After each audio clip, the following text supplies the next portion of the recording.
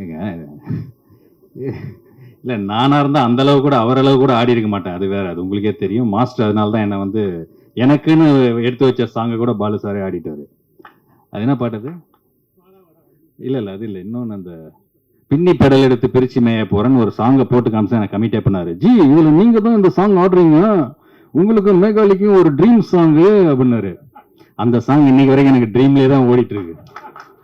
இங்க வந்து பார்த்தா தான் உண்மையே தெரியுது. இன்னும் ஷூட்டிங் இருக்கு உங்களுக்கு, ஷூட்டிங் இருக்கு உங்களுக்குன்னாரு. அவரே தனியா ஷூட்டிங் போயிருக்காரு. எங்க நம்ம உள்ள போனா ஏதாவது கலாச்சிட போறோம்னு சொல்லிட்டு எங்களெல்லாம் அந்த பக்கமே வர விடல சாங் ஷூட் அப்போ. ஸோ நல்லா பண்ணியிருக்காங்க. ஸோ மேகாலி வந்து ஒரு நல்ல ஹார்ஸ் ரைடர், நல்ல டான்ஸு, ஃபிட்னஸ் கான்ஷியஸு, பர்ஃபார்மன்ஸ்க்காக ரொம்ப ஆர்வமாக, அதுக்காக டெடிக்கேட்டடாக கமிட்டடாக வந்து இருக்கணும்னு நினைக்கிறவங்க. எதுக்காக சொல்கிறேன்னா, நம்ம ஒர்க் பண்ணதில் நிறைய அப்கமிங் டைரக்டர்ஸ், புதுசாக படம் எடுக்கிறவங்க வந்து ஒரு நல்ல ஹீரோயின் வேணும், நல்ல கோஆப்ரேட்டிவ் பண்ணி நல்ல ஒரு சின்சியரான பொண்ணுங்க வேணும்னு நினைக்கிறவங்களுக்கு நம்ம ஒர்க் பண்ண அந்த ஒரு நண்பர்களை நம்ம ரெக்கமெண்ட் பண்ணுற மாதிரி தான் இது. ஸோ ரொம்ப சின்சியர் பெர்ஃபார்மர், அவங்களுக்கு என்னுடைய வாழ்த்துக்கள். அண்ட் அஞ்சனா கீர்த்தி, அவங்களும் நானும் ஏற்கனவே ஒரு படம் பண்ணியிருக்கோம், ஜெம்போன்னு ஒரு படம். பட் காம்பினேஷன் இல்லை, இந்த படத்தில் காம்பினேஷன். என்னுடைய இனிய நண்பர், அவங்களும் ரொம்ப டெடிக்கேட்டடான சின்சியரான ஒரு ஆக்டர். அந்த அண்ணன் ஜாக்குவார் அண்ணன் இந்த படத்தில் முதலமைச்சராக அவர் வர்றாரு. பல அவருடைய வசனங்கள் எல்லாமே வந்து பார்த்தீங்கன்னா ரொம்ப கான்ட்ரவர்சியான ஒரு விஷயங்களாக தான் இருக்கும். இந்த படத்தோட கதை கேட்கும்போது கூட நான் வந்து ஃபஸ்ட்டு எப்படி வந்ததுன்னு சொன்னால், இந்த கோவிட்லாம் முடிஞ்சு யாருமே ஷூட்டிங்கே கூப்பிடல, படம் இண்டஸ்ட்ரியே அப்படியே டவுனில் இருக்குது.